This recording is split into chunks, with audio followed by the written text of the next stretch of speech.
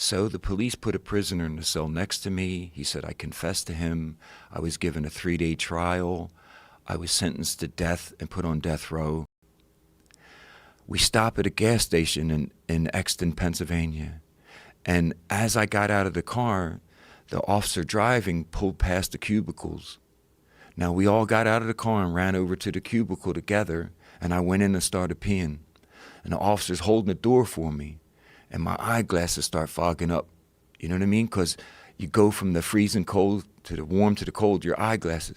So all I know is I turn around and I come out, and he has the door like that, and I put my head down, go under his arm, and I turn left and go back to the car, and the dude smoking a cigarette doesn't know that his partner went into the cubicle to piss.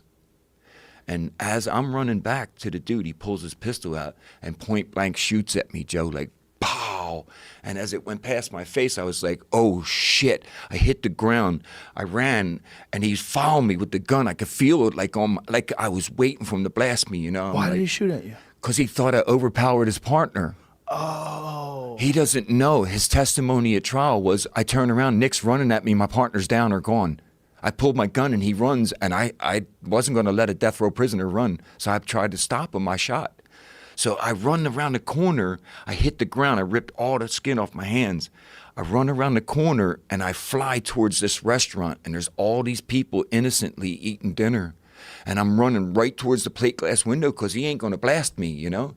And I ran like I knew he couldn't shoot. And then I shot around the corner and I ran down to a gas station. I tried to steal a car. That didn't work. Then I ran like 400 yards, 400 yards, 400 yards. And I hid behind the car I just escaped from. And I was laying in the weeds behind the gas station about 50 yards from them while they were screaming, who was the bigger idiot for letting this happen?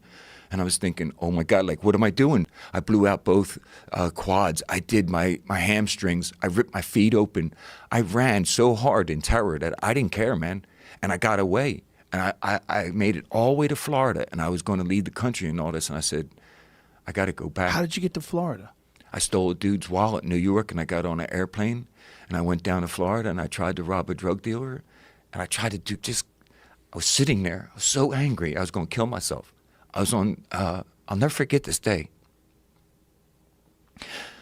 I didn't want my folks to see me in prison handcuffs no more, you know?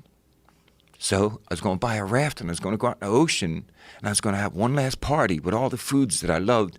Then I was going to stab the raft, wait for the sharks after I cut my wrists, you know?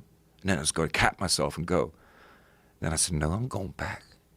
So I turned myself back in, and I thought, I'm going to get you back.